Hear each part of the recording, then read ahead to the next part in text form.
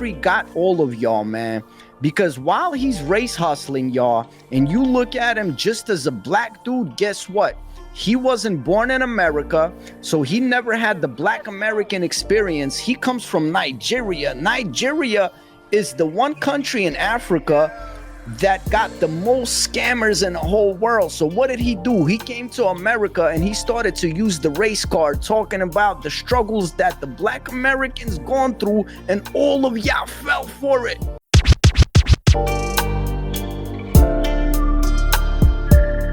This is SouLivate. Slaves and shit. That's why the word slave comes from the word Slav and shit. We were the first slaves.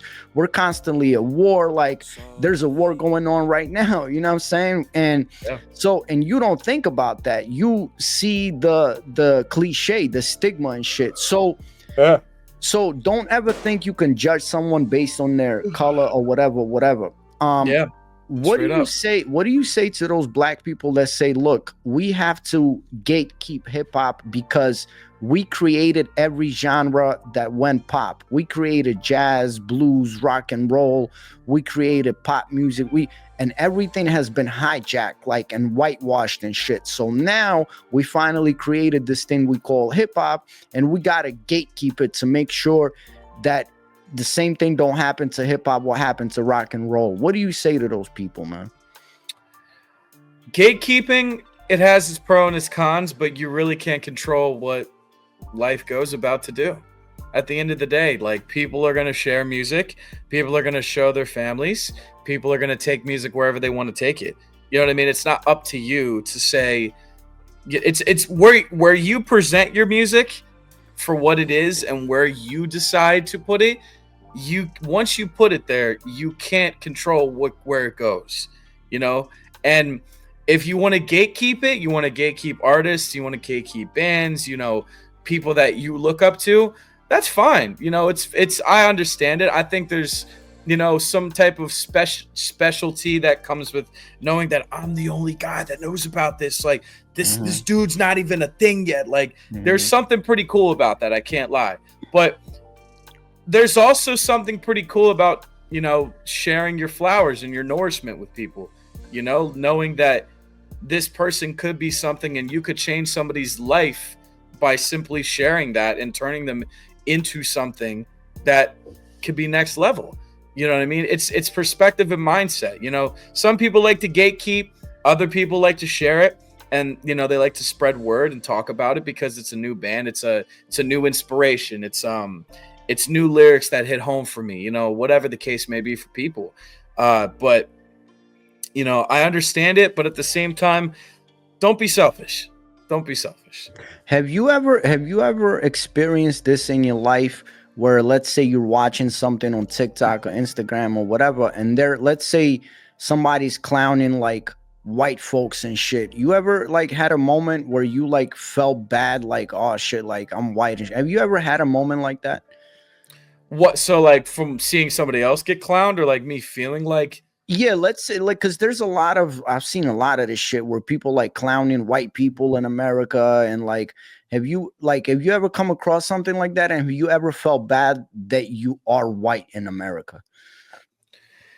Yeah, I mean, there's actually, I mean, I could bring up an artist that recently has been getting a lot of hate, but is trying. I mean, it's this guy, I think his name is like Public House or something like that, but he has like this video blowing up right now on, he's from Jersey too. He blew up off of this Midwest emo song, and he even got on the radar, and like people are hating on him so bad, like, because, you know, he's kind of doing this perception of like, you know, he kind of looks streetwear, kind of rapperish a little bit, but he's doing like this Midwest emo whiny kind of rock music shit. Okay. And it's like, you know, it kind of does make me feel bad, you know what I mean? But at the same time, like, I don't know.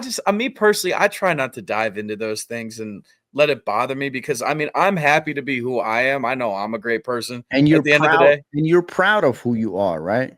Absolutely. I'm 100% proud of who I am. But I mean, I know obviously what the history carries, you know, behind, you know, my skin color, but at the same time, I don't look at it with that history. But I don't, right. That's what I'm saying. I don't, you know what I mean? So I don't let it affect me or bug me specifically. To other people, it might fucking bug people, but I'm unbothered. Do you think we should finally get past this whole thing of saying, oh, he's white and he don't got a say in hip hop and shit? Like, do you think that we're way past that, man? I think we're way past that, but people are gonna still say shit no matter what. It's like people are still going to talk at the end of the day. People are still going to have opinions and overshare them like the next guy. So you have to live a life knowing that there's always going to be a flip side to everything. There's going to be that guy that's messed up. You know, there's going to be that person that, you know, gatekeeps, or there's going to be that other person that, you know, is whatever. Like it's all about how you carry yourself at the end of the day. If you're proud of yourself, you're proud of who you are and the choices you make at the end of the day, nobody can really tell you anything. They can't tell you shit because past that point, it's all yap. You know, they just think a certain way that's different. Let them think. The organization that I was talking about that Fat Joe was clowning is actually called the Foundational Black Americans. So they were, you know, the Zulu Nation, everyone was part of the Foundational Black Americans and shit, right? And they either have someone, they have like different terms of shit in the foundation, right? Like to gatekeep, to know who's in or whatever. And if you are a tether means that you're not a Black American, and basically, you know, you don't have a say in hip hop and shit. Do you know who Godfrey is? The comedian Godfrey? Familiar. I got to see a face, but familiar though. So if you give me a second, I got to go ham real quick, right? Because Godfrey and Lord Jamar, they're having this beef or whatever. Lord Jamar, he's part of the Foundational Black Americans. And he's saying basically that Godfrey is a tether, right? And this is about to be a short, man, but I'm about to like have a little moment and shit. Look, to all you dumb suckers, right? Godfrey got all of y'all, man, because while he's race hustling y'all and you look at him just as a black dude, guess what?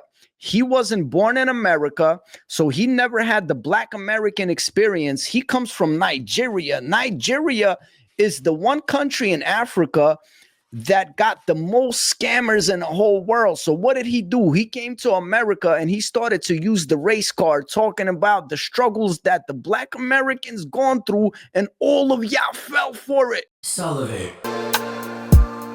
He scammed everybody with that motive. Because he every time he's on his podcast, all he's doing is race hustling. He's clowning white people. He's talking about the and little did y'all know he's Nigerian.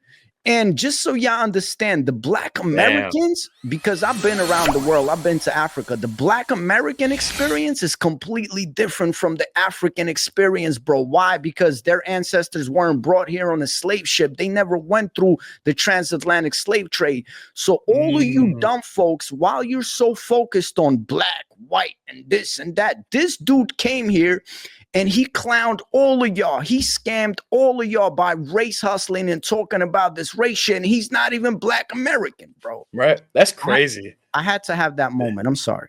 No, please. That's incredible for me to hear. Like I've never tuned in to do it or like watch his pods, but like, I mean, damn, y'all are some dum-dums. Y'all didn't do no research. Because, bro, even if you look at like DJ Vlad and shit, right? He built his whole platform, VladTV. She says Vlad, but he's Vlad.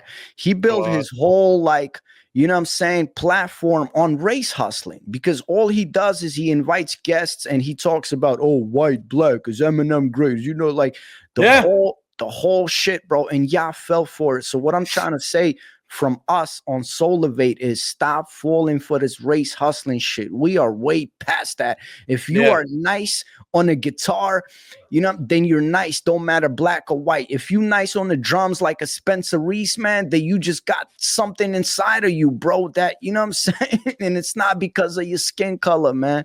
You feel me? That's a fact. Yeah. He's spit right there, people. Like, it's y'all got to be proud of who you are no matter what. History is always going to follow, but it's history at the end of the day. It's over and time periods pass. Time is going to go on. You know what I mean? You can't forget about it, but you have to be able to learn from it and grow from it and move on at the end of the day, no matter what it is. Like, you know, it's like I said, it's a shame that people are still stuck in those, you know, baiting kind of mindsets to bait people, You know, I have seen so many stories of just people that walk around the city that are just white, just get fucking robbed, Yeah, jumped, killed, yeah, shot because they exist. yeah. You know what I mean? And it's just it's sad. It's really sad. We got to do better, man. Look at the way when the whole pandemic happened and shit. People started to be mad at Chinese people, and they've been here forever. They got nothing to do with no Wuhan lab or nothing, bro. And there was a grandma, like an old lady in Brooklyn, that got jumped. She was like picking cans. She was set on fire and shit, bro. Like, It's horrible. you know what I'm saying? And one of my neighbors, she's Chinese. She came over the other day. Me, my wife, and I, and her was sitting around, and we started to talk about the pandemic. And she's looking at us like she was afraid to talk about it because she thought that we would be judgmental because she's Chinese. And I'm like, bro, like you know what I'm saying? That's preconditioning. Remember that. When people are like that, that is preconditioning. Sucks. Just like Spencer Reese said, look, inform yourself. Have that knowledge, remember what the ancestors did, but we can do much better so you don't fall into that victim. You know what I'm saying? Like Spencer Reese put it the best, because look, I'm gonna share a jewels with y'all, right? When I was a little kid, I was like, you know what I'm saying? Like, I lived in super bad conditions and shit. You know what I'm saying? I was like, it was bad, man. So one day I realized I was 7 or 8 years old. I was all beat up. I was like, whatever. So at that moment, I realized in my head, I told myself, look, the position that you are in, it is your fault. And why did I say that? It helped me throughout my life, because when you blame something on someone else, you are surrendering the power over yourself to that person, man. You are saying that person has that much power over my life. You. So I'm staying angry. So I'm staying vengeful. And all of that shit is eating you inside. It's not eating that person. It's eating you, man. So for us to claim that responsibility and shit, you have to say, this is my doing and I can get out of it. You know what I'm saying? What do you think about that, man? Sorry, I'm currently just letting you eat because you're whipping up right now. Wow, he said it best, people. Like when you start to take like ownership for what's going on, like some things are circumstantial and things aren't gonna go your way. But if you live out a mindset where it is my fault and I can do it, puts the power back in your hands for you to say, I can change this, I can do better, I can work on my brain, my mindset, I can overcome these kinds of thoughts and be a better person for my future. You know what I mean? We are all going to go through something in life that sucks at the end of the day. No matter what race you are or what history you got. You know what I mean? We're all going to go through something. We all got our skeletons. You know what I mean? It's just how we hang them and how we wear them. Yeah, man.